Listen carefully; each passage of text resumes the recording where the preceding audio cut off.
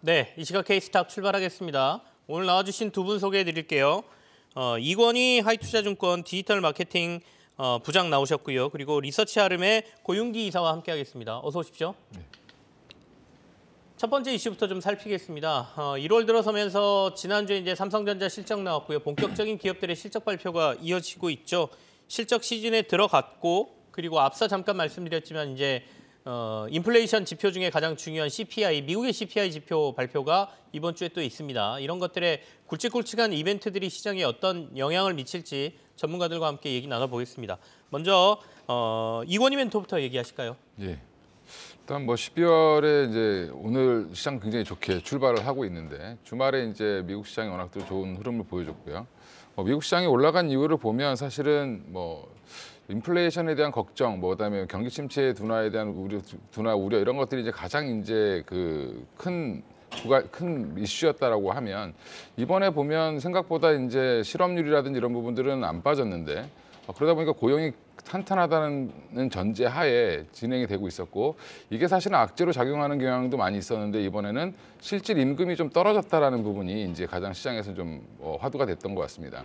그러니까 결국에는 이 고용이 튼튼한 상태에서 임금이 떨어진다라는 거는 인플레이션 우려를 조금 더 악화시키고 어떻게 보면 경기의 연착륙을 좀 유도할 수 있다라고 이제 시장에서는 좀 인식을 한 걸로 보시면 될 것 같고요. 그다음에 12월 지금 CPI 관련돼서도 이제 발표 전에 여러 가지 예측들이 나오고 있는데 지금 보통 블룸버그 컨센서스를 보면 한 6.7% 정도로 예상을 하고 있고요.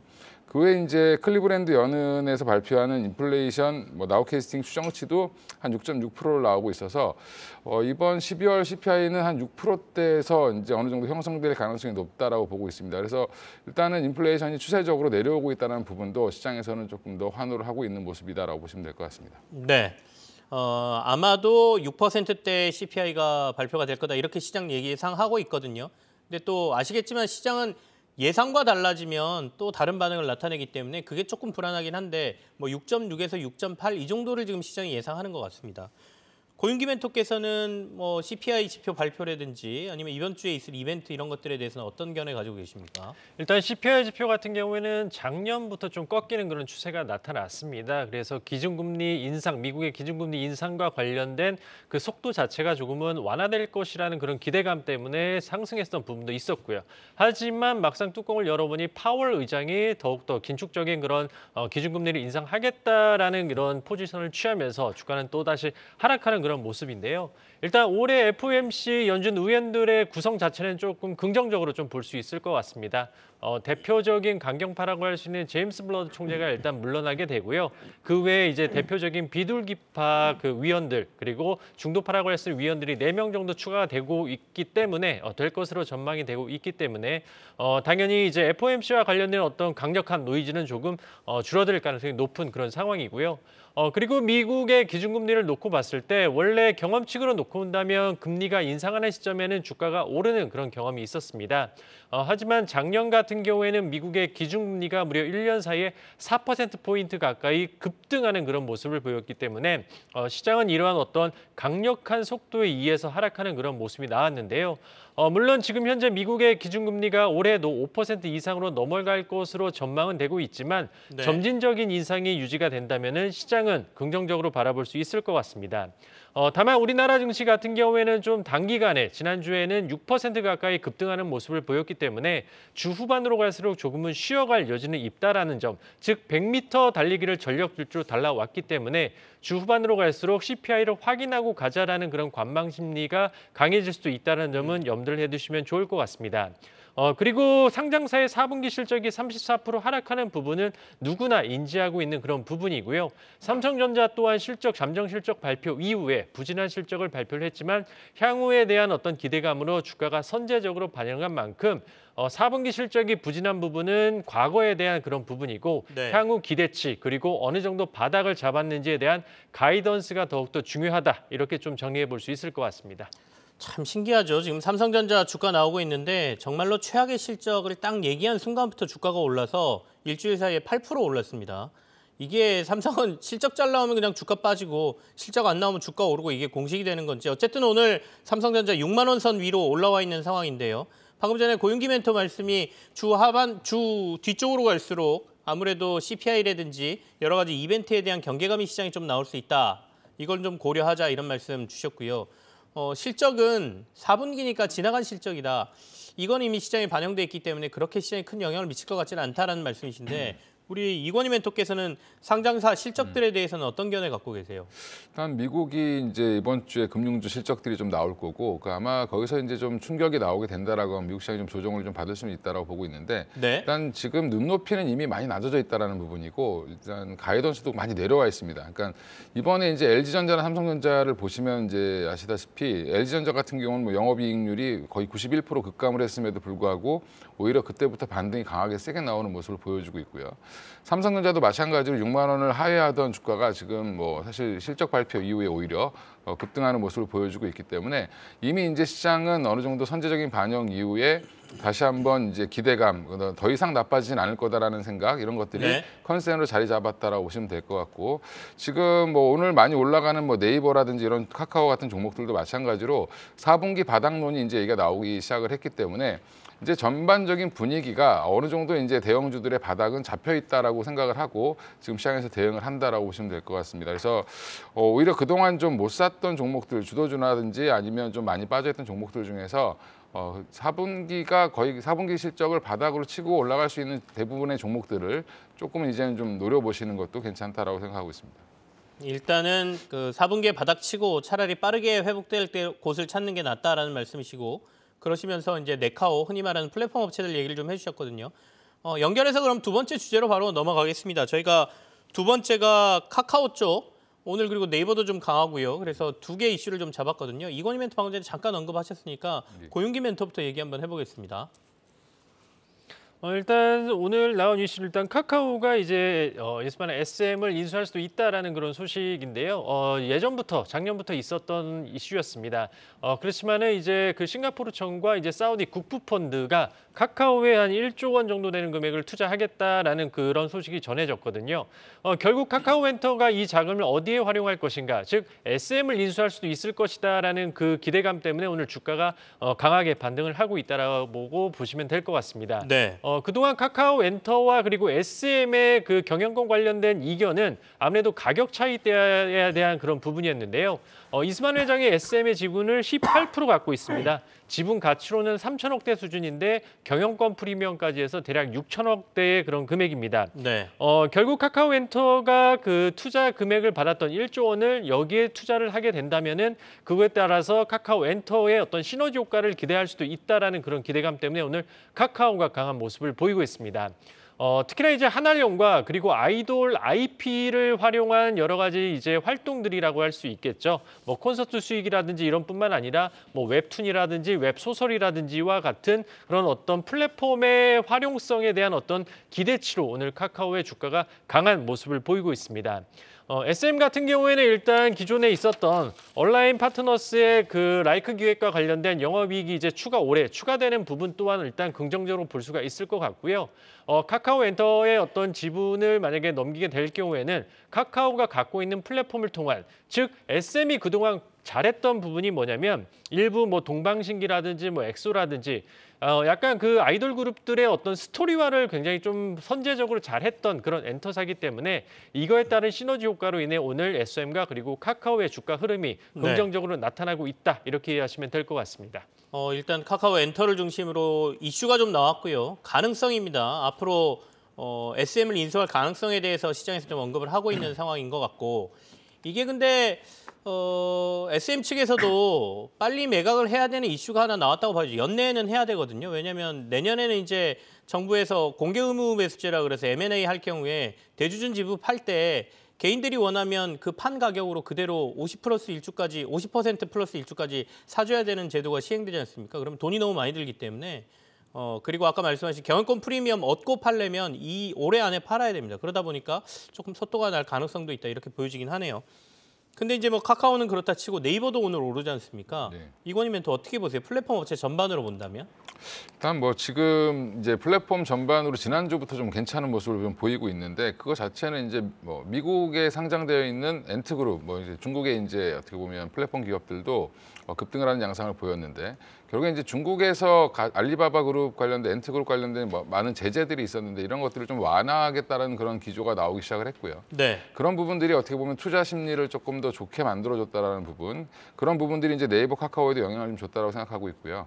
내부적으로는 이제 뭐 사실 네이버의 주가나 뭐 실적을 비교해 보시면 사실은 실적은 부러진 게 거의 없고 거의 똑같이 벌고 있습니다. 돈은 잘 벌고 있음에도 불구하고 주가는 사실은 그 금리 인상에 따른 밸류에이션 뭐 이런 조정 이런 것들 때문에 급락을 했다라고 보시면 될 것 같은데, 여기서 이제 추가적인 성장이 나올 수 있느냐 없느냐에 대한 이제 갑론을박이 있는 상황에서 지금 15만 원대부터 바닥을 좀 잘 다져 올라오면서 서서히 지금 상승하고 있는 모습을 보이고 있는데, 저는 이제 네이버는 앞으로 보셔야 될 게 단순히 이제 인터넷 포털 뭐 플랫폼 이쪽으로 보시기보다는 AI 기업으로 좀 판단을 하시고 좀 보시는 게 좋을 것 같고요.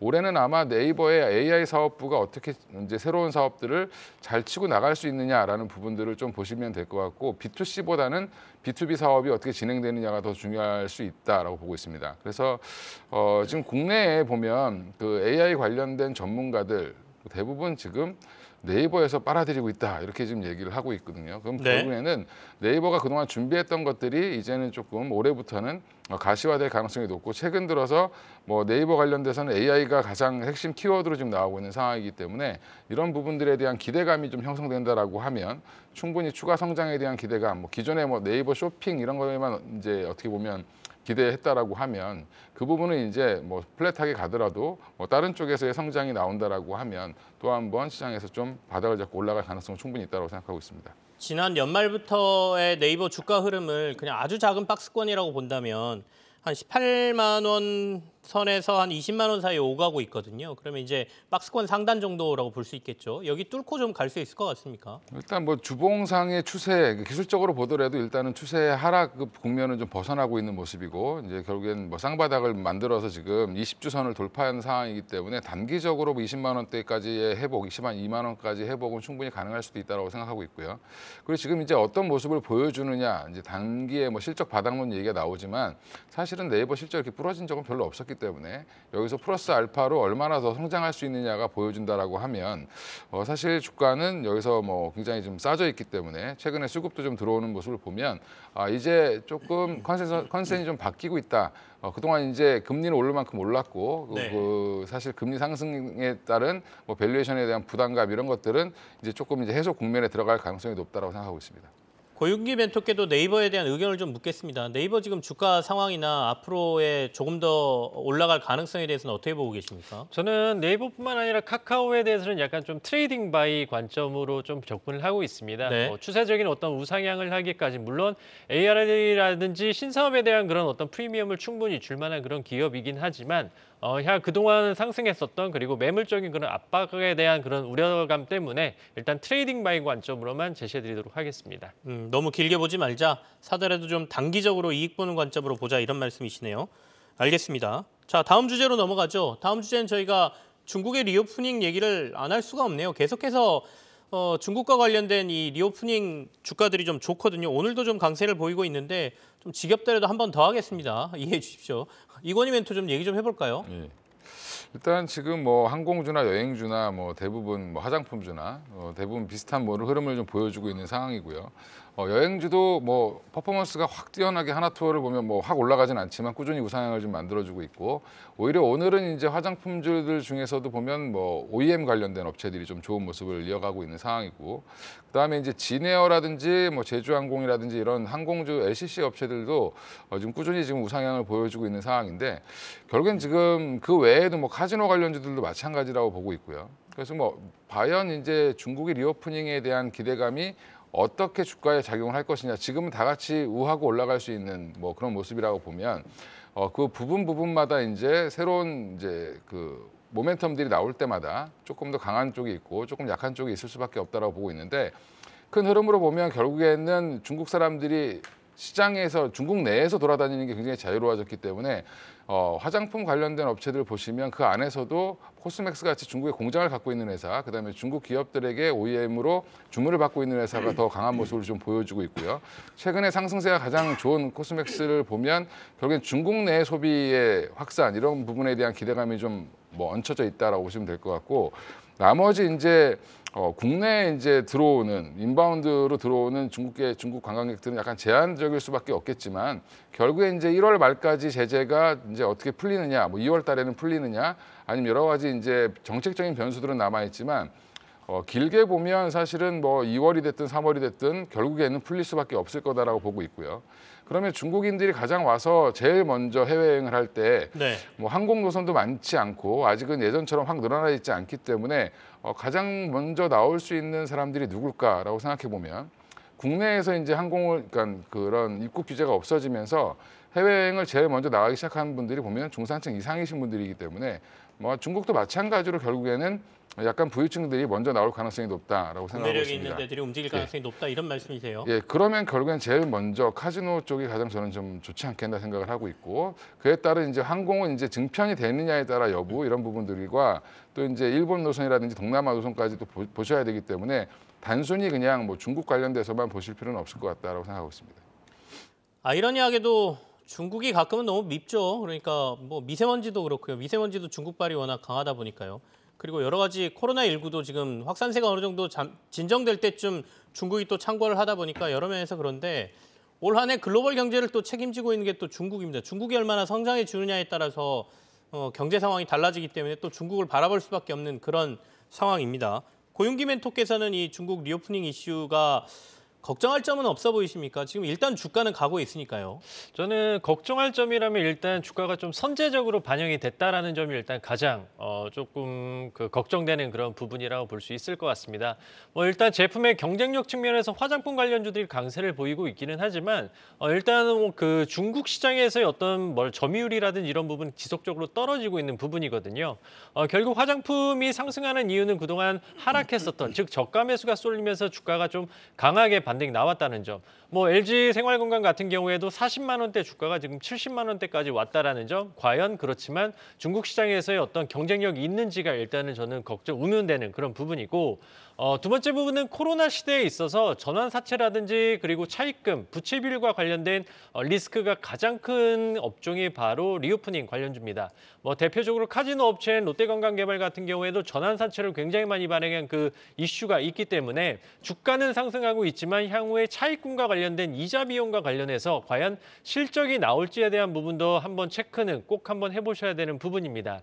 항공주 같은 경우에도 일단은 여객 수요라든지 그리고 환율적인 부분에 있어서 가령 환율 같은 경우에는 9월 말 기준 1,400원 중반이었다가 지금 현재 1,200원 중반이기 때문에 당연히 외화 부채가 많은 항공주에는 굉장히 긍정적으로 볼 수 있을 것 같습니다. 그래서 그 항공업종 같은 경우에는 긍정적으로 보고는 있기는 하지만 항공운임과 관련해서는 지금 지속적으로 하락하고 있는 부분이거든요.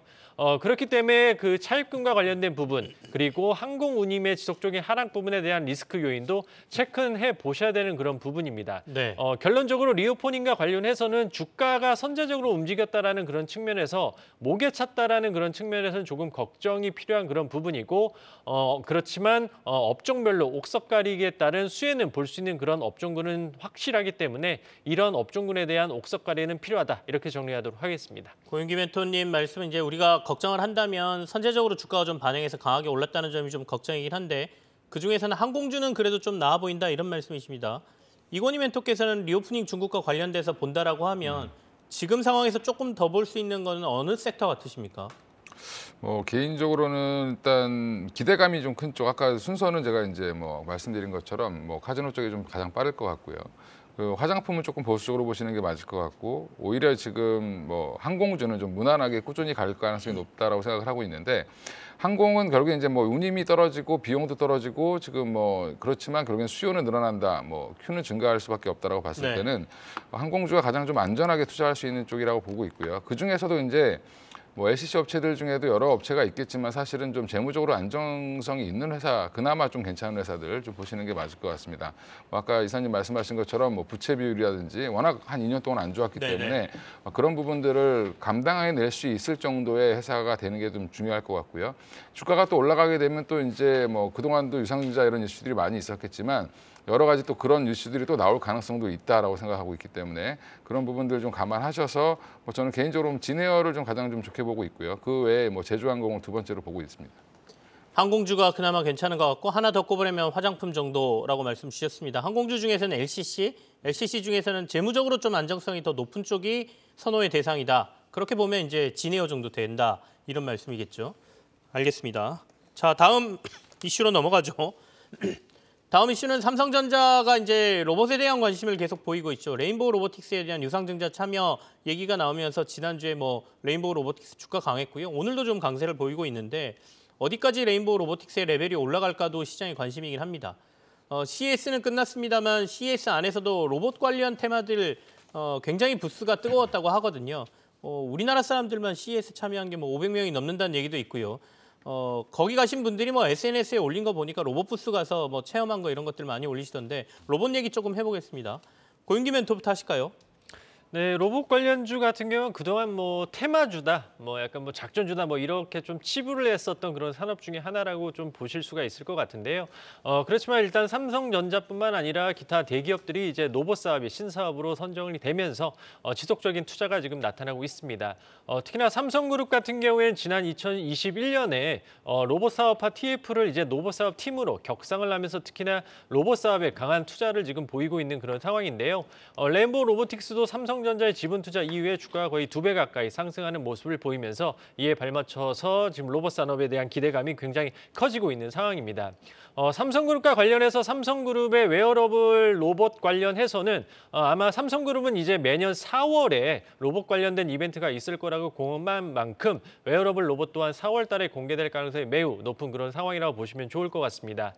웨어러블 로봇과 관련해서는 뭐 관련주라고 할 수 있는 임탑습 또한 굉장히 오늘 강한 모습을 보이면서 로봇 산업, 그동안 테마로 치부했었던 로봇 산업에 대한 어떤 본격적인 성장에 대한 기대감이 시장에 많이 녹아들고 있다라고 좀 보시면 좋을 것 같습니다.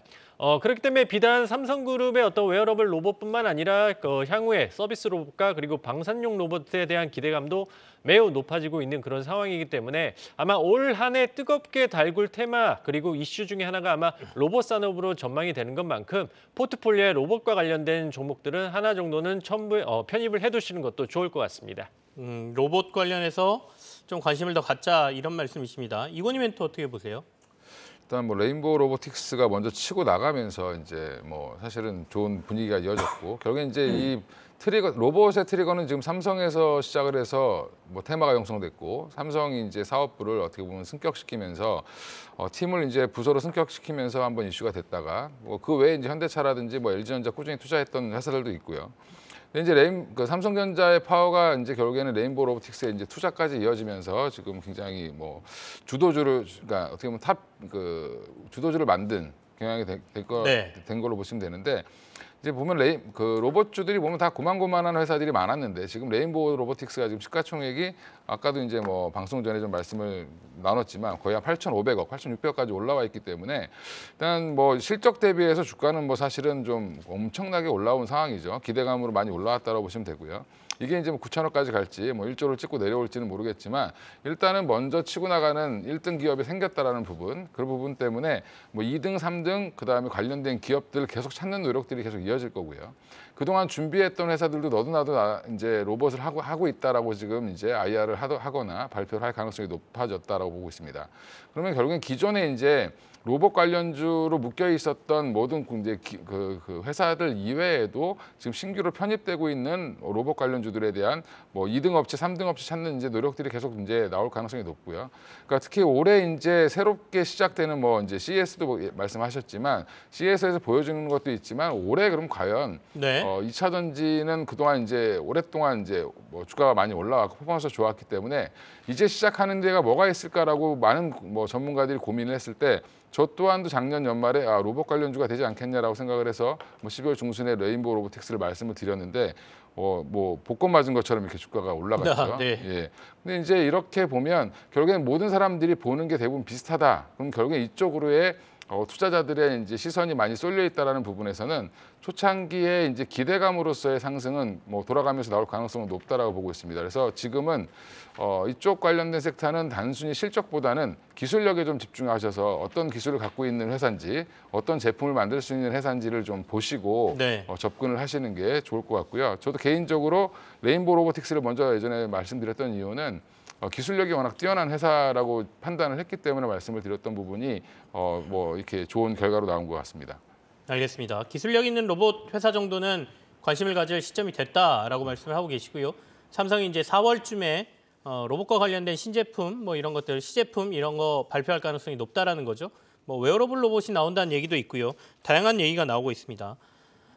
다음 주제로 넘어가죠. 다음 주제는 저희가 지난주부터 상승세가 좀 나오고 있어서 지난주에 전체적으로 봤을 때 상승률 상위에 있는 종목들을 보면서 특징적인 것들을 좀 꼽아볼까 하는데요. 고윤기 멘토 좀 얘기 좀 해주실까요?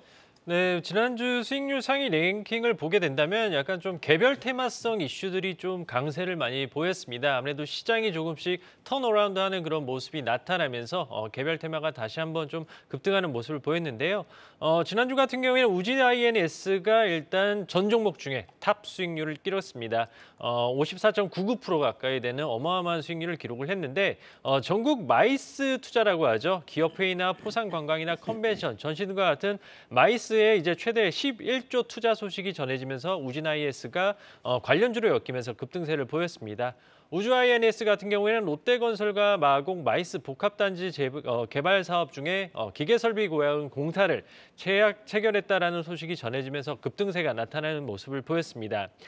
그리고 이제 정책과 관련해서도 강세를 보였던 종목이 있는데요. 리더스 기술투자 같은 경우에도 급등세가 나타났습니다. 네. 윤석열 대통령의 경제 성장과 발전을 강조하는 그런 모습을 나타나면서 리더스 기술투자가 신기술 사업에 대한 투자들이 부각이 되면서 급등하는 모습을 보였고요. 그리고 이제 한커미드 또한 뭐 45% 가까이 급등세를 나타났는데 한커미드 같은 경우에는 이제 지난주 가장 핫했던 이슈 중에 하나죠. 드론 관련주로 분류가 되면서 강세를 띄었습니다. 그리고 마지막으로 카이노스 메드 또한 중국에서 후천 면역 결핍증 에이즈 치료제에 대한 품목 허가를 받았다는 소식이 전해지면서 급등세를 보였다는 게 특징으로 뽑을 수 있을 것 같습니다. 알겠습니다. 자, 수익률 높은 종목 중에는 테마로 엮여서 급등했다가 또 급락하는 종목들도 있으니까요. 저희가 그건 또 유념해서 보셔야 될 것 같다라는 말씀을 드리겠습니다. 자, 여기서 저희가 이슈 점검은 마무리를 하고요. 두 분이 가져오신 관심주 확인해 보겠습니다.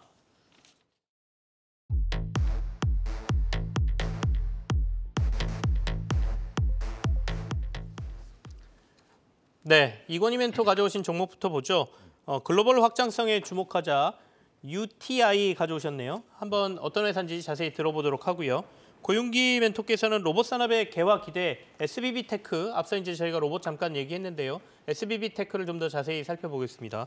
먼저 UTI 먼저 얘기 듣겠습니다. 네, 일단 뭐 생소하실 텐데 오늘 같이 이렇게 좋은 장에도 지금 빠지고 있어서 네. 예, 사실 조금 이럴 때 추천을 좀 드려야 되지 않나 생각을 하고 있는데 일단 UTI는 폴더블 핵심 부품인 폴더블 폰에서 가장 핵심 부품이 결국에는 접히는 이제 유리겠죠. 이게 결국에 그래서 UTG라고 해서 울트라 틴 글래스라고 해서 이거를 만드는 국내 최고의 기술력을 보유하고 있는 기업이고요. 지금 현재는 이제 삼성 디스플레이를 통해서 삼성전자에 납품을 하고 있다라고 보시면 되는데 이게 지금 사실은 우리나라 G폴드라든지 뭐 폴더라든지 G플립이라든지 폴더폰에 주로 이제 사용이 되고 있는 상황인데 이쪽 결국에는 국내에 삼성전자 이외에는 폴더블 폰을 이렇게 대량으로 생산하는 쪽이 없기 때문에 아직까지는 좀 뭐 매출이 좀 제한적일 수밖에 없다라고 보시면 되는데 근래 이제 작년 말쯤에 글로벌 디스플레이 글라스 MS 1위 기업인 코닝과 전략적인 협업을 했습니다. 네. 결국엔 지금 삼성에 납품하고 있는 것 가지고 협업을 할 이유는 없을 것 같고요.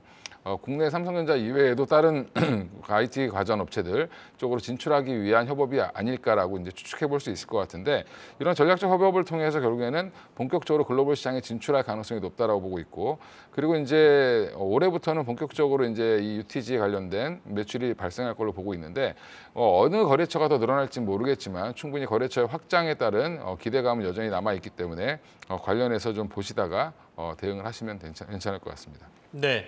저희가 목표가하고 손절가 좀 알 수 있을까요? 예, 일단은 목표가는 뭐 33,000원 정도를 잡았고요. 네. 기존 전 고점이 34,400원이었는데 그거는 이제 뭐 이슈가 나온다라고 하면 충분히 그건 돌파할 가능성이 높다라고 보고 있고 그다음에 손절가는 뭐 22,000원 추세가 좀 꺾이는 선이 22,000원이기 때문에 22,000원 잡아드리겠습니다. 알겠습니다. UTI 목표가 33,000원에 손절가 22,000원 제시하셨으니까요. 참고하시기 바라겠습니다. 고윤기 멘토 SBB테크 듣겠습니다. 네, SBB테크 비비크림이야 이렇게 생각할 수도 있는데요. 여기서 나오는 비비는 세라믹 볼의 볼과 그리고 베어링의 비를 합쳐서 SBB테크라고 이해를 하시면 될 것 같습니다. 원고 작성 중에 좀 주가가 급등을 해서 조금 말씀드리긴 좀 부담스럽지만 그래도 이러한 종목도 있구나. 그리고 기억을 해두자라는 그런 측면에서 이해해 주시면 좋을 것 같은데요. 이 회사 같은 경우에 국내 최초로 이제 하모닉 감속기를 개발한 그런 업체 중에 하나입니다. 감속기 같은 경우에는 이제 로봇의 관절 부분을 이제 해당한다라고 보시면 될 것 같은데요. 이 글로벌 감속기 제조 기술을 이제 보유한 업체 전 세계 4개 업체가 있는데 일본의 하모닉 드라이브와 함께 4개 업체 중에 1개 업체라고 보시면 좋을 것 같습니다. 그리고 이제 눈에 띄는 부분은 감속기 전체 매출 중에 40%가 방위 산업인데요. 방위 산업과 관련해서는 지금 방사청에서 BKD 프로그램이라 그래가지고 바이 코리아 디펜스라 그래서 한국산을 무조건 좀 우선적으로 구매하는 제도를 지금 시행을 하고 있기 때문에 국내 제품에 대한 어떤 니즈는 더욱더 커질 것으로 전망이 되고 있습니다. 주가 내부적으로도 전환사채가 600만 주가 발행이 됐었는데 네. 지난 11월 달에 이제 전환이 되면서 소화 과정이 지금 진행되고 있다라고 좀 볼 수가 있을 것 같고요. 금일 급등은 아무래도 조금 부담되는 그런 국면이기 때문에 긴 호흡으로 기술력은 뛰어난 회사이기 때문에 지켜볼 만한 기업으로 한번 말씀을 드려보고자 합니다. 목표가는 24,000원 제시드리고요. 손절가는 17,500원 제시드리도록 하겠습니다. 전환사채가 전환이 됐다라고 말씀하셨는데 전환은 됐는데 아직 물량은 다 소화되지 않았다 이런 말씀이신가요? 네, 맞습니다. 네. 계속해서 물량이 좀 시장에 출회될 가능성은 있다. 이것 좀 체크하시면서 주가는 일단 전환되면서 바닥으로 좀 내려와 있는 상황인 것 같고요. 오늘은 12% SBB테크 오르고 있습니다. 목표가하고 손절가 나갔나요? 네, 목표가는 24,000원 그리고 손절가는 일단 17,500원 제시하도록 하겠습니다. 알겠습니다. 목표가하고 손절가 참고하시고요. 두 분의 관심주 여기서 마무리 짓고 오늘 두 분과 함께한 시간은 여기서 끝내도록 하겠습니다. 두 분 감사합니다.